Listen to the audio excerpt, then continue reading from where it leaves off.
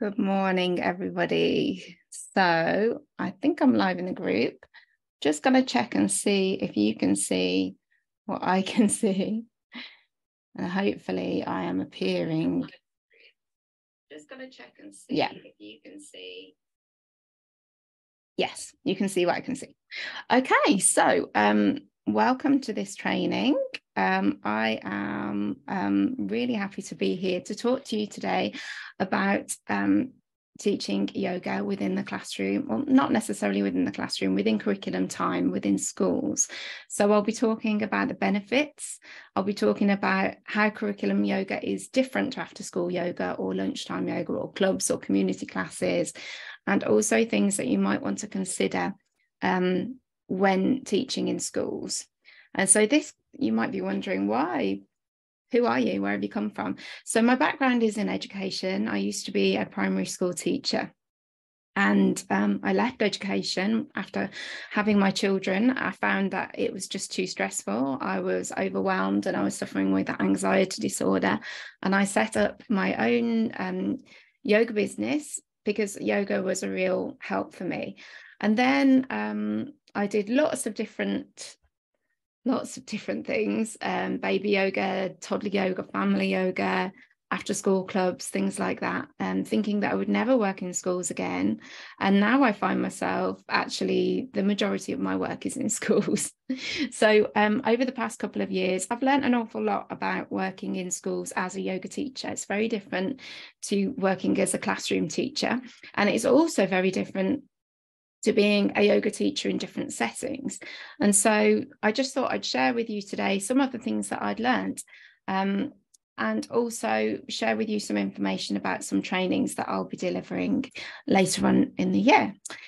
So let's get cracking straight into it. If you have any questions or comments, please feel free to add those. I'll be coming back into the group after I've delivered the training to answer them. But unfortunately, I can't see them while I'm streaming from Zoom. And I wanted to share with you the screens because I'm a visual learner. And so I like to share images. So why deliver yoga in the school day as part of the curriculum? You know, some people might think, well, actually, that just sounds like a lot of hassle because they're bigger groups. You know, most schools expect you to teach 30 children, a whole class of children. And so it might seem overwhelming and it might not seem like worth the hassle. But I've found that it's been the best thing for my business. And that's mainly because it's really well paid and it's predictable. I'll be talking in a little while about how much I charge, and I think that's something that's discussed in the group quite regularly. So I'm hoping that's going to be really useful to you. But what I really love is the predictability of the income. So I've got some annual contracts with schools, and so they pay me termly. At first, they were paying me half termly, but now this year we've gone into being termly. And next year, I think we'll continue to do termly too. I've just had confirmation that they're going to continue for next year too. So that will be, I'll have been working in those schools now for 3 years on annual contracts. And that consistent payment just means so much for me in my business. Before I was working in schools, I was running so many different classes, and just it would vary. My income would really vary from month to month, and also from week to week. And I felt like I was constantly, like, sometimes it would be a lot, sometimes it would be not very much. And I felt like I was spinning plates and I didn't know what to expect money-wise in my business. Whereas now I have these schools on annual contracts and I know, okay, that's my base income and it's coming on at those times, and it helps me to plan easier. So I'm really intrigued to know, for those of you who are watching along live, how does it work for you? How is income working for you? Do you find that you have, like, you're not quite sure how much you're going to earn when, because it depends on how many people are in the group turning up, you know, it depends on how many people come to your class as to how much you earn. Whereas in schools, it's much more predictable because you've made that agreement at the start of the year or however long you're working with them for, and it's predictable and well paid. Another thing that's been a real eye-opener for me that I wasn't really expecting from working with schools, and something you may not have considered, is that schools just have so much reach, and they can really help you increase your visibility for other offerings that you do. So as it's part of my business, but it's not all of my business, working in schools. I also deliver wellbeing workshops, and so the schools have shared information about these, and actually I have a lot of teachers from the schools coming to my wellbeing workshops, to my adult workshops, and it's just fostering relationships, isn't it? And it makes sense because yoga is about connection, isn't it, and about making connections, and you know, you share, it's word of mouth, and this like know, like, and trust factor, and you work in a school and people see you as somebody who's really accessible, and so they're more likely to come to your events if you're running them, and oh yeah, who's that person who runs yoga at school, or maybe I'll go to that, and those people can spread the word and make it more visible for you. But it's not just those adult events. You can promote other events. So if you do clubs in the half-term holidays, for example, or if you do community classes in addition to your stuff in schools, then you can promote it to the kids in schools. They'll just add it to their parent mail, and it's really simple and easy. You've just promoted your work, your classes, to hundreds of people just by already working in the school and saying to the admin staff, oh, I'm running this event, could you share it? And they do, and they're happy to, because it's offering value for their parents and for their families. So they're really happy to do that. So yeah, you can advertise other offerings for you. Another benefit for me is that the teaching is limited between the hours of 9 and 3. And this was huge for me because actually before I started working in schools a lot, I was doing a lot of after school clubs because those were the busy ones. I was doing lunchtime ones as well, but the after school ones were the busiest ones, and they were the higher earners for me. But actually what it meant was I was putting my own children in after school clubs so that I could run these after school clubs. And although those were very profitable and it was worth doing, I didn't really love that actually. And I felt that at the end of the day, I was exhausted. The children were exhausted. I had to rush, pack up all my stuff, go and pick up my kids from after school club and bring them home, then do tea. And it was a whole thing. And whereas now, actually, there's only one day of the week where I put my child in after school care, and that works for me and my family. But you may choose to teach within the hours of 9 and 3 on some days, but also do other stuff. So in the evenings, or at weekends, I do still do events in the evenings and at weekends sometimes, but it's not the majority of my work. It's just something I do as an additional. It also means that I have a lot of freedom in my timetable to put on other things when I want to. So I'm intrigued to know, when is the majority of your work? When do you find that you are working the most? Is it after school clubs? Do you do evenings? Do you also teach adult yoga? Do you do stuff in the holidays? Would love to know what you do in your business. Also, another big benefit for me was not spending time trying to fill the classes. I found the marketing really exhausting. Before I worked in schools so much, the marketing was just draining. I felt like I was constantly in Facebook groups. I was constantly sharing things on social media, which I do still do, but when I do it now, it's more for fun rather than, or because I'm thinking, oh, actually, I'll just send a little boost. Whereas this was like at the beginning of every half term, I'd be like, oh, sending out the emails, all of that stuff, which leads me on to talking about my final point here, which is about my own well-being. And the marketing and the communication before was massive for me. I had hundreds of parents who I was contacting about various different classes, and it was only me. There's still only me in my business. It's just me. And so that's a lot of like emailing and managing and chasing up. Well, I didn't chase up payments because they booked through my website after a while, but initially it was chasing up payments and communication with parents and having so many different people to contact, whereas now I just have the schools, so I just have 1 or 2 people. Actually, in the schools that I work with, I have two points of contact. I have the PE coordinator, because it comes out of the PE budget, or sports premium funding. And I also have the admin assistants. They're the other point of contact. I do sometimes also have communication with the head teacher too, but it's only really, you know, like 2 or 3 people for each school rather than hundreds of people for one class. And it's just a whole lot more manageable. So I wanted to share with you my pricing structure. This is actually out of date now because from September onwards, I'll be charging more than this, and the schools that have had me back have agreed to a price increase too. But this is just as an example of how a price structure can work for you in a school. So as you can see, I don't work less than 2 hours because for me, it's not worthwhile. So I see in the group a lot of times people saying things like, oh, how much would you charge for a half an hour session in a nursery, or how much would you charge for an hour in a school? And I did do that for a while, but I didn't find it worthwhile because really, although it was in theory 1 hour, it wasn't 1 hour's work because it was the planning, the preparation, packing my stuff away. I have loads of mats. It takes ages to load the car. It doesn't take ages, but, you know, it's another thing to do, isn't it? Then there's the travel time, and it was never, you know, it always carved into my day. And so I never work for less than 2 hours now. That's just the way I work.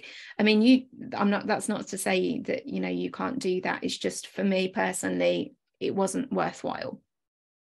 So I do one-off sessions of either 2 hours, that's normally an afternoon session, 3 hours, which is usually a morning session. But I mean, obviously, it depends on the school's timings and what they want to work with and what they're asking for, and also a full day, which is normally like a wellbeing day. So if I'm doing a one-off wellbeing day, I will charge £300 if it's local.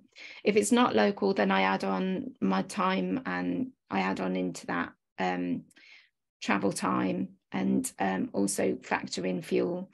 So for example, if I'm traveling far away, like I am in July, I'm journeying to about an hour away actually to a school, but I'm charging them £350 for the day because I'm factoring in my journey time and also my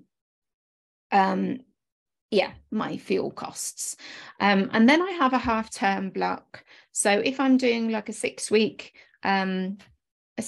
program for a school, this is how much I charge for half a term. If I'm working for a school for a whole term, this is how much I charge for that.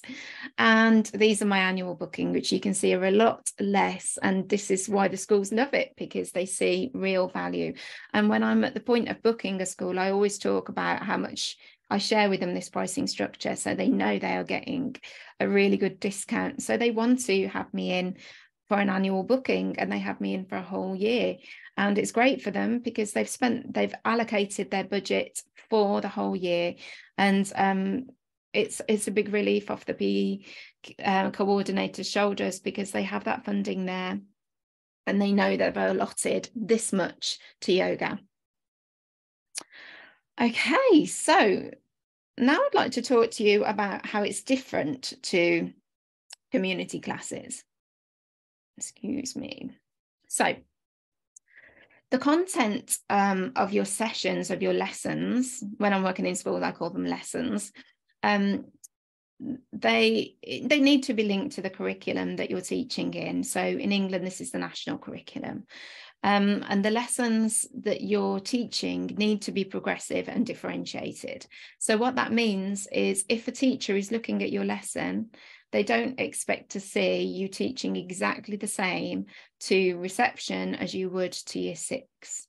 They don't want to see that, because that's not showing progression. They also don't want to see every single person in the class doing something exactly the same. And we would naturally do that as yoga teachers anyway, because we show variations, don't we? And we talk about how to adapt to suit your body, and we talk about the differences between the body. So we naturally differentiate. That's something that I feel very confident that all of you are already doing. But have a think about what are the skills that you're teaching? Are they linked to the national curriculum? And are they progressive? Do you show progression? One of the ways that I do that is to, I have different poses for different year groups. I'll be talking more about this in another one of my trainings, and I'll be sharing my resources, but my resources are all differentiated. So I have a pack of cards for each phase, and that's one of the ways in which I achieve progression. But I'll be talking more about that in another one of my trainings. The teaching, it's very different. Although I am still called Julia, I don't go by my surname. I don't go by Mrs. Hankins in schools. I prefer Julia because I feel like a different persona. If I'm Mrs. Hankins, I feel like a different person, but that's totally up to you what you're called. But teachers, head teachers will expect to see you being able to manage the class and being confident with those 30 children. They'll also expect to see a defined structure. So whereas in your after school classes, sometimes you might have a structure, but sometimes you might not. A lot of you may already have structure in your after school and lunchtime classes, but I know from personal experience that my structure was not always consistent in those clubs because it very much depended on the groups that were there. I had a structure in place, but I could be fairly flexible with that and change it. I'm not saying you can't change your structure and you can't be flexible to the needs of the group, but you will need to have a predictable structure. And this is particularly for those children that struggle with change and like to know what's coming next. It needs to be predictable for them. And then you get a lot of children like that in schools. You also need your activities to be engaging bigger groups of children, which takes a lot actually. This is something that I learned, is that it needs a different kind of activity because you've got more children. You can't necessarily do the same games and the same things that you would in an after school club because you've got more children. And that goes again with resources. This sounds really obvious, but it's not always obvious until you make that mistake, which I did. You know, one of my first sessions, I had a breathing ball and I passed the breathing ball around the class, and you know, who does that? 30 kids are waiting for one breathing ball. Whereas now, you know, I've adapted my resources and I have an appropriate number for the size of the group. And so now I use 5 breathing balls, and we have a system of using them so that everybody gets to go and people aren't waiting for, you know, the children aren't waiting for a long time. So some things that you may not have considered about working in schools, perhaps if you don't have much experience of schools, although I know there is a lot of primary school teachers in here, I do think it's very different to when you were a primary school teacher. Speaking as a primary school teacher myself, I feel like I've had to learn a lot how to do it differently. So one thing is schools are really busy places and the communication is not always best. So you need to be flexible and you need to be kind of okay with that. So just some examples that come to my mind recently. Recently I had to change venue for my yoga sessions because the hall was being used by the school photographer. That's one way that I had to be flexible. Another way of being flexible is I went in to teach what I thought was reception and year 1, because that's the groups that I normally teach on a Monday morning. And then year 4 and year 5 came in, and I wasn't expecting them because I was expecting reception in year 1. But the PE teacher had been really busy and had emailed all the staff, but hadn't emailed me to tell me about the change. So these changes do happen, and you do kind of have to just go with the flow a little bit in schools, but also be prepared for the fact that things may be different to what you'd communicated. And it's just because they're really busy people. There's no malice intended. They're just very busy trying to cram too much into too small a time. Another thing to consider is that not all aspects of yoga are appropriate for curriculum time. So we know that there's 8 limbs of yoga, but it's only really the movement and the breath work that is appropriate for curriculum time, because the other stuff is kind of, I don't know, there are some things that you may weave in occasionally. However, I avoid anything spiritual. So I avoid anything to do with chakras. I avoid any mantras. I don't use Sanskrit names within school. And you may feel this is quite a controversial thing. And I know that there'll be some people here watching this that may be thinking, but that's not real yoga and you're kind of dumbing down yoga. And yeah, I guess in one respect I am, but I feel like if you're teaching it in curriculum time, then it needs to have some skills that actually match the curriculum, and it needs to be aligned to the goals of the school. And there will be probably a lot of kickback if you start to use some of the spiritual language involved from parents, because there'll be some parents that don't want their children to join in. And we know that there are lots of physical and mental benefits from yoga, and I feel like we'd be cutting off our nose to spite our face if we marginalized it and made it so that some children can't join in. Some schools and parents do have reservations about yoga, and one of the things that I've done is written a letter explaining what it is that I deliver in my yoga sessions, what they can expect, and how it's secular and it's not religious in any way. This is something that is possible that's included in my documents package that you can buy as part of one of my trainings. In fact, one of my schools has decided to change the name and to not call it yoga. They've called them wellbeing sessions or wellbeing lessons, because I don't actually have any religious elements or spiritual elements within my yoga classes in schools. And so the schools didn't want those children to miss out, because there was a core group of parents who perceived it as a religious activity and were taking their children out. And so this school has decided to call it wellbeing lessons, and I avoid the use of the word yoga. And we just focus on physical, and we focus on pranayama, we focus on breath work and movement. It's our job to educate parents and our job to educate the staff about what it is that we actually deliver. And I think being really clear about what you deliver is really important. So that, yeah, the trainings that I deliver can really help you with this, because I talk a lot about that, and I can answer lots of questions that you may have around it. So something to think about. Do you want to add schools as an income stream to your business? I'm not saying it's easy, but I'm definitely saying that it's fun and it is worthwhile, both financially and also for your mental health, because you've got that, okay, I know what I'm doing. And so now I already know for the next academic year how much I am earning from schools, and the other things that I offer are on top of that, which really helps my mental health. As a sole trader, it's been tough. It's been really tough. And this is something that's really helped me, and I would really love it to help you too. So you may not be feeling that confident to deliver yoga within schools, perhaps to such big groups, or perhaps the content might make you feel a bit uneasy. And so that's why I'm here, because I want to share this with you. And so even if you worked in a school for just half a day, just one school, one half a day, you would earn back the money and more. You'd have a profit from doing the Yoga in Schools training series. So this is where I'm explaining to you about the trainings that I'm offering. There's 3. So 2 of them are webinars. The first one is on May the 16th, and that is from 1 till 2 p.m.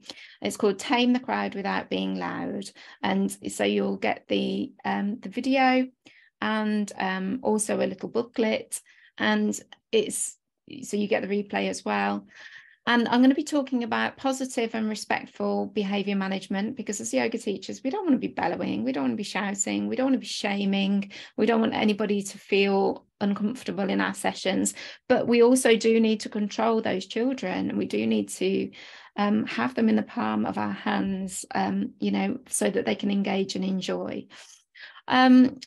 I'm also going to be talking about how to organise a session for maximum engagement so that all of the children are involved. And I'm also going to be talking about how to make that session manageable for you, because, you know, we don't want to be exhausted, and it can be exhausting. Teaching big groups of children can be tiring, and I don't want you to burn out. So that's the first training, and it does cost £15, but at the moment it's on an early bird and it's just £10. So if you book that before 30th of April, it costs just £10. I'm hoping to make these really affordable, because I know that the majority of you are probably sole traders like me, and I don't want this to be too expensive for you. But the training is approved by both the Yoga Alliance professionals and the Association for PE. So you can be assured that it's high quality learning that you'll be getting from these trainings. So the second training workshop is called Structure for Success, and that's on June the 21st, again at lunchtime from 1 till 2 p.m. Again, it's a webinar and you can get the recording. So if you can't come live to these, you can get the recordings and a booklet sent to you. And we'll be talking about what elements make a successful yoga class within schools. So how to tailor your yoga teaching to fitting within a school day. We'll also be talking about how to fit in all of the content so that you don't overrun and you manage your time well, because that's something that can be a struggle at first. We can either overplan or underplan. So I'll be talking to you about how to plan your session so that you fit everything in and it goes smoothly. And I'll also be talking about how to meet school expectations. And again, that's £15, but if you book before the 31st of May, that's £10. So those are the two online offerings that I have. I also have a Yoga in School Masterclass Day, which I cannot wait for, because it's going to be an in-person training. And I just would really love it if we had a big group of kids yoga teachers all together, and we can, you know, chat and network as well as the training. So that's going to be a full day's training, and that's going to be in Warwickshire, which is in the Midlands, so hopefully accessible for lots of you. And that costs £125, unless you buy it on the early bird price, which is just £100, and that's if you book by June the 14th. So on that day, I'll be talking about planning, I'll be talking about teaching, I'll be talking about professional skills, I'll be sharing with you the resources that I use. You'll have the opportunity to buy those resources. You can even buy them in advance and have the resources given to you on the day of training, which, you know, the packet that I showed you. If you click the link that I have included in this video, if you go in and read the information about the trainings, there's a video in there that shares with you the resources that I use. So there's the opportunity to come to all of the trainings as well, and you can save £40, and that's just by buying the whole series for just £115. So that's 10 hours of approved training, which you can use if you're logging your training hours for Yoga Alliance professionals or some other board. These are approved. And so you can get it all for £115, which, you know, earn it back in half a day. Amazing, quids in. So if you've got any questions, do let me know. You can email me at julia@juliahankins.co.uk. You can message me through Facebook. You can comment on here. But I would really love to see you at some of my trainings. And I'm hoping that I've made them nice and affordable, and an opportunity for you to upskill yourself so that you can earn more in your business. Because, you know, we know yoga belongs in schools, doesn't it? We can reach more children doing it that way, and not just the children whose parents can afford to come. And I know the benefits of this, and the schools know the benefits too, because they, you know, they wouldn't sign me up for an annual contract for 3 years if they didn't think it was worthwhile. So that's the end of my training. I hope you found it helpful, and get in touch if you'd like to know more.